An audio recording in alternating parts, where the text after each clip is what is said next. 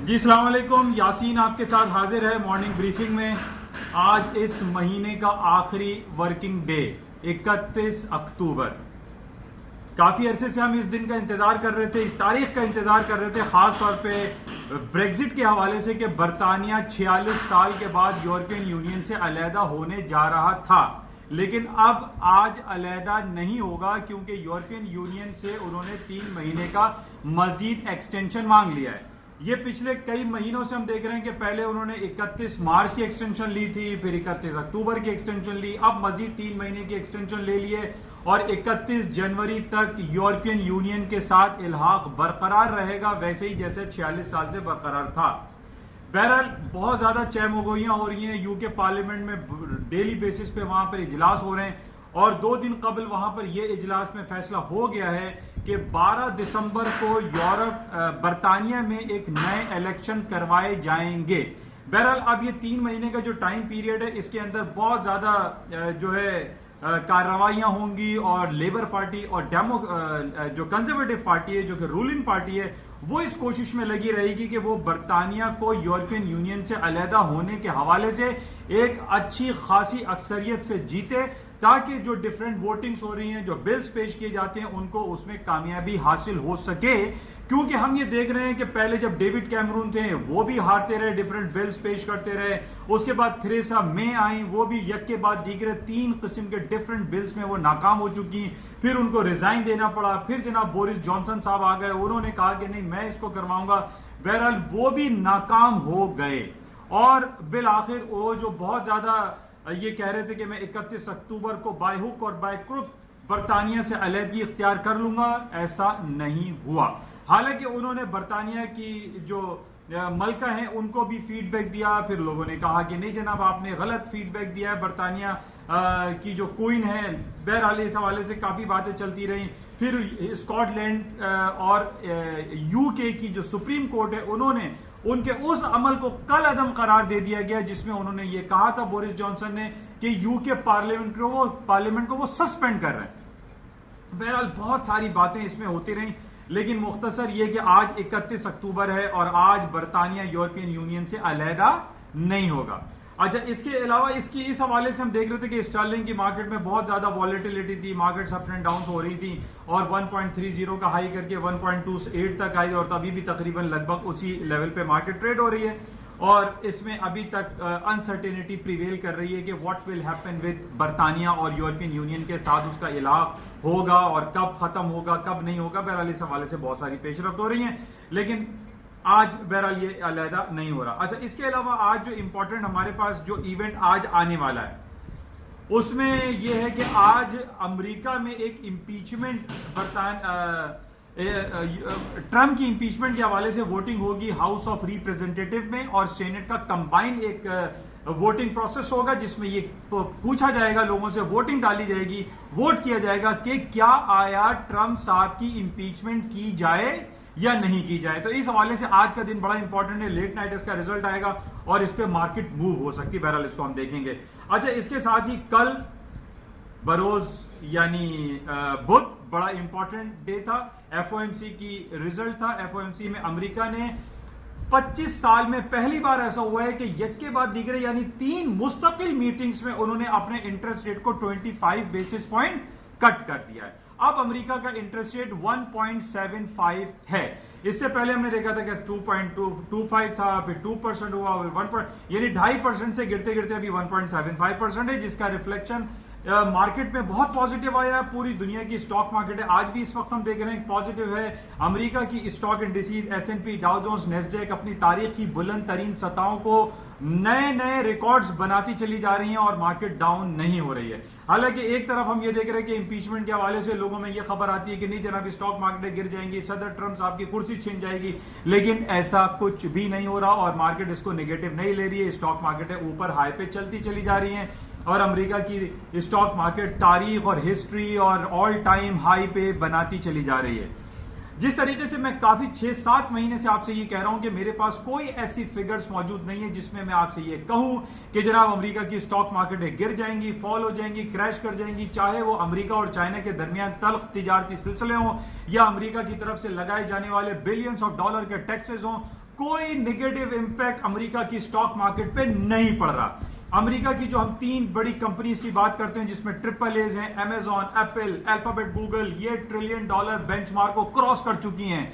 इसके बाद आपके माइक्रोसॉफ्ट है, 5वें नंबर पे फेसबुक है। ये वो जायंट कंपनीज हैं जिनकी मार्केट कैपिटलाइजेशन 4-6 हजार अरब डॉलर क्रॉस कर गई हैं। यानी ये वो जायंट कंपनीज है, जब इनकी अर्निंग रिपोर्ट्स आती है तो मार्केट एक भूचाल जैसे रटल डाउन हो जाती है, हायर साइड पे या लोअर साइड पे। कल भी हमने देखा कि हालांकि कल हमारे पास सबसे बड़ी रिपोर्ट जो है अमेरिका के FOMC का रिजल्ट था, जिसमें उन्होंने 25 बेसिस पॉइंट कट कर दिया। लेकिन इसके साथ ही 2 बड़ी कंपनीज एप्पल एंड फेसबुक, उसकी लेट नाइट रात को 1 बजे earning report I and out of expectation, मैं दोबारा रिपीट कर रहा हूं, आउट ऑफ एक्सपेक्टेशन एप्पल की रिपोर्ट, फेसबुक की रिपोर्ट इतनी जबरदस्त आई है कि नाकाबिले बयान है। यानी अगर मैं फेसबुक की बात करता हूं कि उसकी रेवेन्यू जनरेशन जो है वो 17.35 से बढ़कर 17.65 हो गई है। EPS उसका 1.91 था, 2.12 हो गया है। उसकी रेवेन्यू जनरेशन, उसकी मार्केट कैपिटलाइजेशन, उसकी यानी हर चीज आउट ऑफ एक्सपेक्ट। अच्छा, इसके साथ ही जो हम काफी अरसे से सुन रहे हैं कि जनाब ये स्पेकुलेशन थी कि जनाब रिपोर्ट खराब आ सकती है क्योंकि मार्क जुकरबर्ग की पिछले दिनों कांग्रेस में टेस्टिमनी हुई और उनको ग्रिल किया गया और उनसे पूछा गया कि जनाब आप पूरी दुनिया के फाइनेंशियल मॉनेटरी सिस्टम को डैमेज करने की कोशिश कर रहे हैं क्योंकि आप एक क्रिप्टो करेंसी लॉन्च करने जा रहे हैं that is known as Libra. उसके खिलाफ बहुत सारे सवालात हुए और ये कहा जा रहा है कि और मार्क जुकरबर्ग ने भी ये कहा कि अगर कांग्रेस या अमेरिका के रेगुलेटर्स उनको इस बात की इजाजत नहीं देते कि वो लिब्रा करेंसी या क्रिप्टो करेंसी, डिजिटल करेंसी को लॉन्च करें, तो हमें बीट करने में चाइना पीछे नहीं हटेगा। तो इस वजह से ये बहुत बड़ा इंपॉर्टेंट ये टेस्टिमनी थी और उसमें ये कहा गया, मार्क ने ये कहा रेगुलेटर से कि आप फेसबुक को नहीं रोकें और उसको क्रिप्टो करेंसी, डिजिटल करेंसी को लॉन्च होने में रुकावट ना बने, वरना चाइना हमें इस मैदान में भी पीछे छोड़ देगा। बहरहाल इस हवाले से काफी चमोगोइयां हो रही थी और ये हो रहा था कि फेसबुक की अर्निंग रिपोर्ट हो सकता है डैमेज हो, खराब हो, डाउन हो, लेकिन नहीं हुआ। मार्केट ने आउट ऑफ एक्सपेक्टेशन जाकर फेसबुक की अर्निंग बहुत अच्छी दे दी। इसी तरीके से एप्पल की जो कि $1 ट्रिलियन कंपनी है, उसकी भी जो अर्निंग रिपोर्ट आई है वो आउट ऑफ एक्सपेक्टेशन बेहतरीन आई है। उसका भी जो EPS था वो 2.83 था, वो 3.03 आया और उसका $63 बिलियन का जो रेवेन्यू जनरेशन था पिछले साल इसी क्वार्टर में वो हो गया $64 बिलियन।